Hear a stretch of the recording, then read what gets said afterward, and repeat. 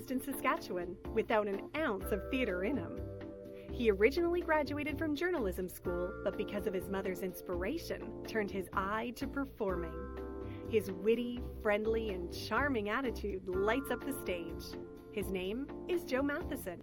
Joe is well known for his role as Hank Williams in The Show He Never Gave, and then went on to producing and writing his own one-man show, Hank Williams Live, 1952. He is heavily involved with Theatre Orangeville and has performed there several times, and he premiered his show that he co-created with his wife called Could You Wait?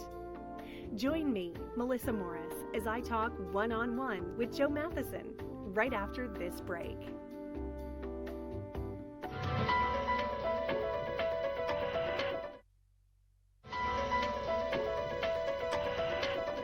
Welcome to this edition of One-on-One. I'm your host, Melissa Morris, and I'm so pleased to be joined today by actor and singer Joe Matheson. Thanks so much for being here. Thank you for having me.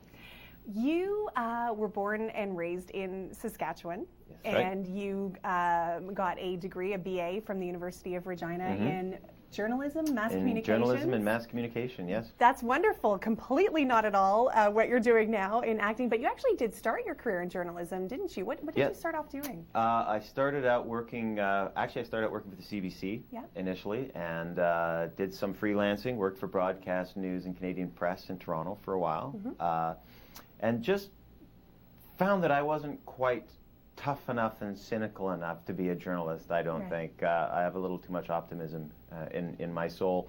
But I auditioned on a lark at my mother's encouragement, actually, for a show that went out to the to Expo 86 in Vancouver with the Saskatchewan Pavilion. As a singer-songwriter with my guitar. And they invited me to audition for this little vaudeville review they were doing. I got hired, realized how much I loved the performing element of it, and I still sometimes can't believe I get paid for doing it, but there you go. And I got hooked, and that's it. I've never really looked back. So was there a part of you when you were growing up, when you were in Saskatchewan, that was sort of like, okay, I could do journalism, or I could do this? Was it something that you did feel passionate about? Was there a bit of a spark before the Expo? Well, what's funny is, and without getting being too roundabout about the explanation, I was never exposed to theater as a kid. Movies were something I saw. My mother loved Gene Kelly, Fred Astaire, all those guys. But that was a magical thing that other people did. If you weren't one of those special people, you couldn't do that special thing. But I was always a storyteller. And even in high school, I used to have my friends say, everybody, come here, Joe, tell a story. They just thought. So when I graduated high school, I wanted to be a journalist. I wanted to tell stories. And I found that some of my professors thought I was a little too much of a storyteller, not enough of a reporter, in a sense. When I discovered theater, I thought, I can tell a story like this. I can actually tell a real story and have a profound effect on people, like you do when when you're a journalist, when you interview people. But I could tell it my way. I come from an Irish background, so there are no short stories. Right. You have to go around a few circles to get there.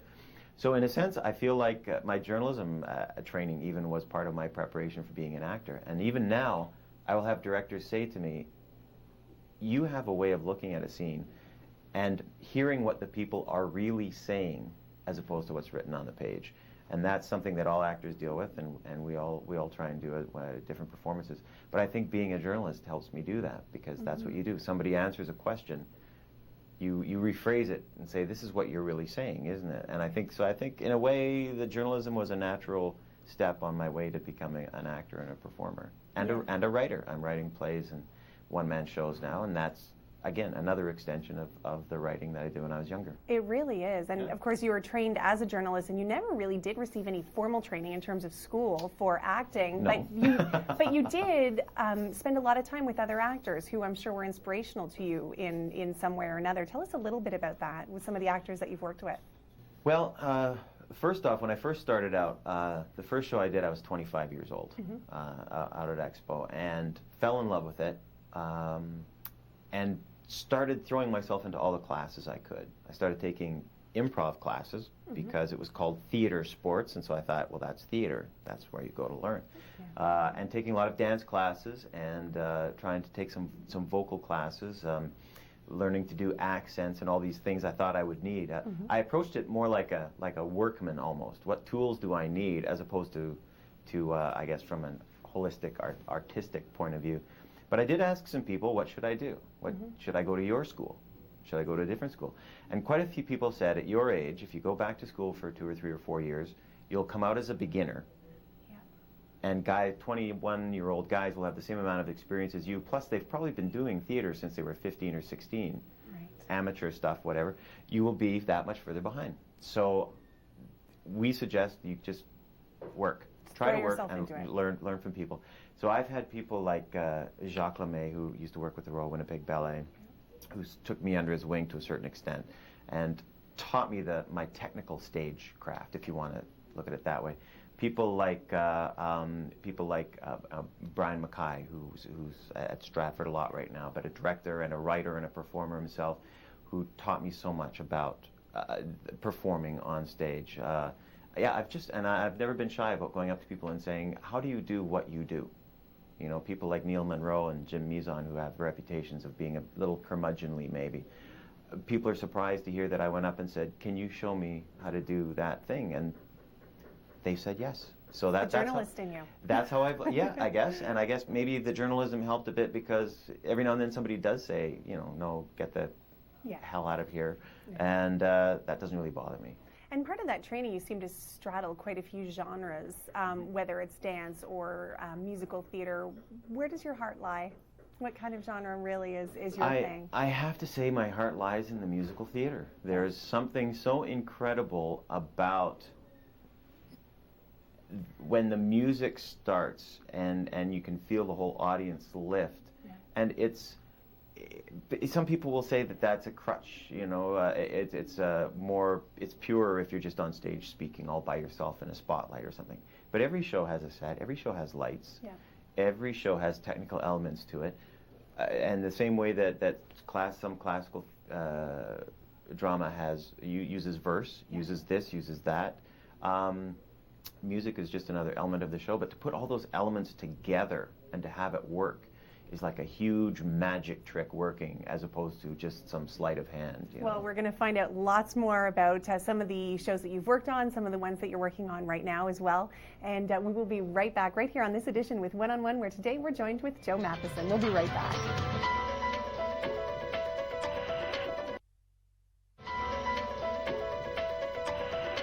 Welcome back to this edition of One on One, where today we are joined by actor and singer Joe Matheson. Tell us how you ended up coming to Ontario. Everything in my life is a little bit of a roundabout story, but I was living in Vancouver, fell in love with an English girl, moved to England. That's where I really got my real start in musical theater, my first exposure to larger roles and that sort of culture. Left England, came back to Toronto for the summer. Had some friends here, got a show for the summer, thought I'll do that. Got another show, ended up getting another show, and I really just sort of stayed until, when the next show ended, I would leave, and there was always something else coming up after that. So next thing you knew, I owned a house, and I was a Toronto actor. Working actor, no less. Working Toronto actor, yes, without having really planned it out that much, yeah. That's great. Well, what would you say your big break was then in that case? Was it in those years that you feel like you really got your big break, the thing that sort of gave you that confidence? Oh, definitely, yeah. A lot of the stuff I did in England was I don't know how to put it, but sort of B level stuff in terms of theater. When I came back to Toronto, I did a little tiny show at Queen's Park, then I did a show at Theatre Aquarius, which was my first exposure to the Toronto theatre community, and then was cast in On the Town at the Shaw Festival the following summer, the summer of 1992, which was a fairly high-profile show. On top of being at the Shaw Festival, Veronica Tennant was playing one of the leads. So that attracted a lot of attention and became one of the sort of theatrical events of that season, and that really, sort of exposed me to the rest of the theatrical community, so to speak. Amazing. Now, I also need to talk about Hank Williams. Yes. I know that's been a big part of your career. Your role as Hank Williams in The Show He Never Gave has been one of your huge hits, and one reviewer called you the quintessential voice of Hank Williams. That's a nice compliment. Tell us sort of what that experience was like and how you reacted to that kind of a review. It was odd. I was asked to fill in at the very last minute for someone who had backed out of the play. It's The Show He Never Gave is a play written by Maynard Collins. And I learned the entire show, which is 2 hours and change of constant monologue and interspersed with, I'd say, about 18 or 20 songs. I learned it in about 3 days, found out that I already knew almost all the songs without having been able to remember it. So that's the Saskatchewan background coming into it again. And just, I immediately got reviews, and somebody did actually call me the quintessential voice of Hank Williams, that's a bit of an embarrassing thing to repeat, but I had a natural knack for the show. It fit me like a suit, that thing. So I was asked to reprise that role probably half a dozen times over the next couple of years. And then somebody said, why don't you write your own show? So I now do a show called Hank Williams Live 1952. Great. It's set at a fictional restaurant in a real location, which is the Lake Kalijah, which is in Alabama, and was the inspiration for one of his biggest hits, which was Kalijah. And so that's the show I've been doing now for the last 3 years or so. And I've done that all across Canada, except for the Maritimes. Haven't been out east yet. And that show's been a huge, huge hit. I've sold out theaters in Edmonton and Vancouver and Ontario. That's been terrific. And there's extensions to that project as well. I guess there'd be CDs and... Yeah, there's a CD that I actually went down to Nashville. Yeah. A friend of mine who's a producer down there said, come down here. The place is full of musicians who can play this stuff in their sleep. And when I got down there, it turned out, just for the hell of it, he called all the top musicians in Nashville and said, we're doing this weekend project. We're going to record live off the floor, which means we're all going to be in the same room. We're just going to go 1, 2, 3, 4 and play. And if there's no mistakes, we're going to keep it. So it's not going to be like studio recording where somebody's going to come in a week later and do their bit, and a week later and do their bit. All the top guys in the city said they wanted to do it. So the guys who've played for Dwight Yoakam and Randy Travis and Martina McBride and Reba McEntire and everybody, guys who are playing now with the steel guitar players playing with Dire Straits right now. I mean, these guys are the top, and they all played on my CD. Oh. So it was a very surreal experience, but it was fantastic. We recorded 16 songs, finished, completely recorded in a day and a half. We finished at 3 o'clock, started at 10 o'clock Saturday morning, finished at 3 o'clock Sunday afternoon. That's fantastic. And it was unbelievable, but yeah. What a thrill. And the CD really is terrific. The guys were just amazing, unbelievable players. That's great. Well, we've got lots more to get to. We're going to talk a little bit about your time in New York. We're going to talk about some of the musical theater that you've done, which is a lot of it, as soon as we get back right here on One on One, where we're joined by Joe Matheson. We'll be right back.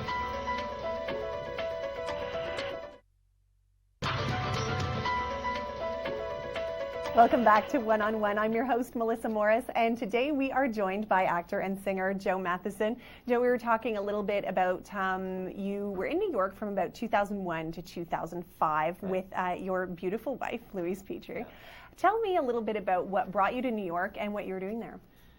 Well, basically what brought me to New York was that Louise was cast as the lead in Mamma Mia, opening it on Broadway, and we didn't want to be apart for that long, and we have a little rule where we're only apart for 4 weeks at a time. That's our rule, even if we are forced to work apart. And we just thought, you know what, it's going to be tough.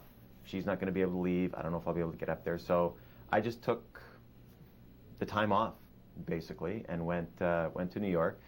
As it turned out, it was a good thing because she was so busy. It was such a full-time job doing the show and another full-time job doing all the PR that went with it. Especially around Tony time, the Tonys and the Drama Desk Awards and so on, that I became her de facto executive assistant. So wonderful. I was in contact with her PR person all the time. I would make up her schedule, and I'd get home. Louise would get home and say, "What am I doing tomorrow?" And I'd say, "Well, I booked you in at 10 o'clock for this, and at 2 o'clock for that. And don't worry, I've sent the pictures, and don't worry, I've got the videotapes." And what happens if you didn't? Oh no. Well, the one day, my favorite story of that period was after the Tonys, when everybody there borrows jewelry from these expensive stores. So Harry Winston had lent Louise, I think it was $350,000 or $400,000 worth of jewelry, and. Wow. So, and she fell asleep in a chair in the living room after the Tonys sort of thing. So I undressed her and put her to bed, and the next morning she was having a coffee and she went, "Oh my God, where's that jewelry?" And I said, "Well, it's on the kitchen table. It has to be back by noon today." And this is like, seriously. So I was in just my dog walking clothes, shorts and a t-shirt, and I threw my little knapsack thing over my back with these jewels wrapped up in a towel, put on my rollerblades, and took off across town. And it was on the far side of Midtown from us. So I show up there just after 12, all sweaty. I'm thinking, I'm going to get hit by a car or something, and they're going to open my bag and find $400,000 worth of women's jewelry in it. They're going to think I'm a thief. But I whipped into Harry Winston, and of course they all panicked, but there I was with the $400,000 worth of jewelry on time. Yeah. You know, the whole year and first year and a half we were down there was full of stories like that. Well, the two of you have worked on an amazing project together, and I want you to tell me a little bit about Could You Wait? About how it came about and what it's like to work together on such a great project. I first had the idea before Louise got Mamma Mia, when neither one of us had any work and we wanted to do something together. When she got Mamma Mia, of course, that was put aside. But when she finished Mamma Mia and we were talking about moving back here, David Nairn at Theatre Orangeville called us up and said, "If you're going to be back, remember that show we had talked about one time, Could You Wait? Why don't you resurrect that and work on that?" So yeah, it's a wartime show inspired by my father initially, who was in the Navy in the Second World War, and sort of his girlfriend married somebody else while he was gone. So I wanted to write a story with a happy ending, and Louise and I worked on it together. A friend of ours, Diane Leah, worked on the music with us and does all the arrangements, and she plays the piano for the show. And we premiered it last year at Theatre Orangeville to rave reviews, and we're going to be doing it this fall in London at the Grand Theatre. Excellent. So that show's developed a life of its own. Sounds great. Well, we're going to hear lots more about what you're working on right now and what's in the future for you when we come back right here on One on One.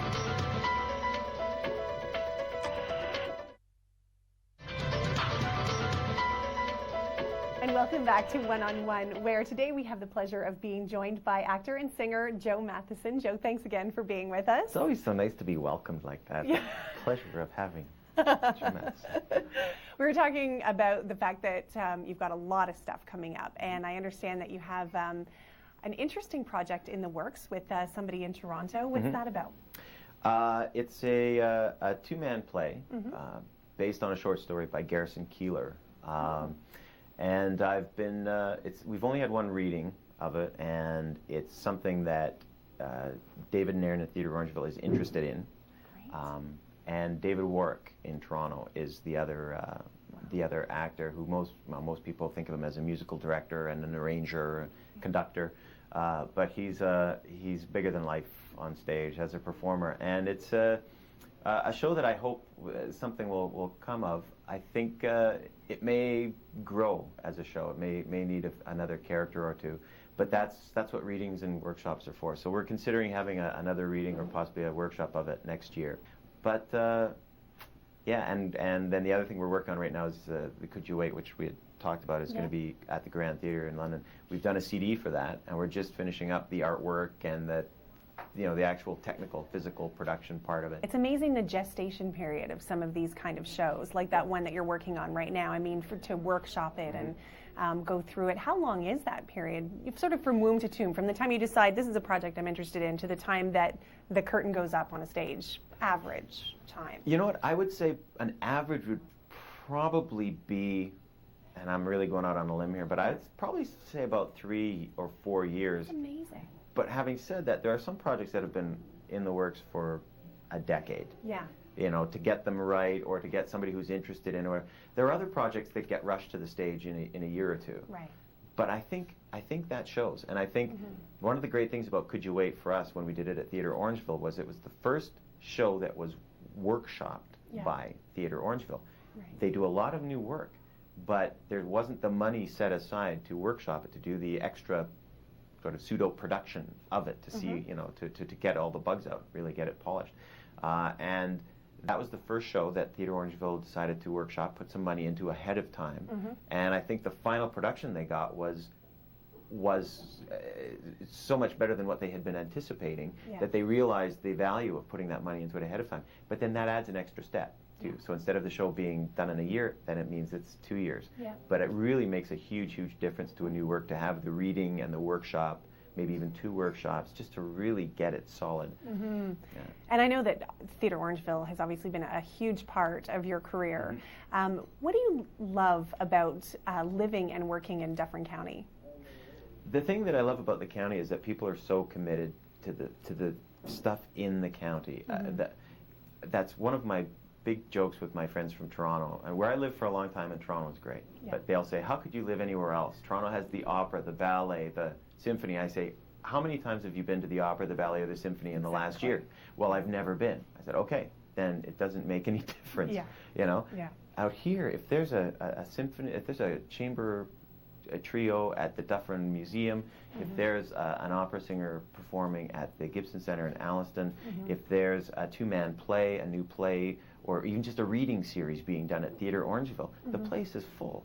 The place is packed. And the people in this area, it's a great combination of people who've moved out of the city, people who've been farming here for 40 or 50 years, hippies that moved out here in the 60s to get away from the city, Yeah. and artists who moved here because they could afford the houses. And you put all those people together and put them in a room and say, we have a theater here, what can we do with it? And the possibilities are endless. And that's what I feel about this area, is that the possibilities out here are endless. So recently you've been working with the Gibson Center. Tell us a little bit about what you've been working on with them. Well, the Gibson Center is this historic building in Alliston that they've been working on for years to revive and renovate into an arts and culture center. So Louise and I, having moved into Alliston at just the right time when all the hard work was done, have been involved with them as performers. Louise was their opening, was what performed for their opening day, and I did my Hank Williams show a couple of weeks later. But also we got involved on sort of a technical level, trying to bring in as many people as we could. Lighting designers, sound people, the piano technicians, who could help them with some real professional expertise. And I think what they've done, the Gibson Center has taken their time and they've spent the money, and they have an incredible facility for performance, also for art exhibits and for functions and banquets and what have you. But just an incredible facility, and again, sort of like I said earlier, with endless possibilities for what they can do. And it was just great to be a little part of that. I think some amazing stuff is going to happen there in the next few years. That's great. That's great. Well, thank you so much for joining us here today. It's been a real pleasure speaking with you. Thank you. And we're looking forward to hearing lots more about your work that's coming up. So thanks very much. I hope I have lots more to tell you. Yes, thanks very much. And thank you for joining us today on this edition of One on One. I'm your host, Melissa Morris. We'll see you next time. One on One was taped on location at the Millcroft Inn and Spa, which features award-winning dining and accommodations and state-of-the-art European-style spa.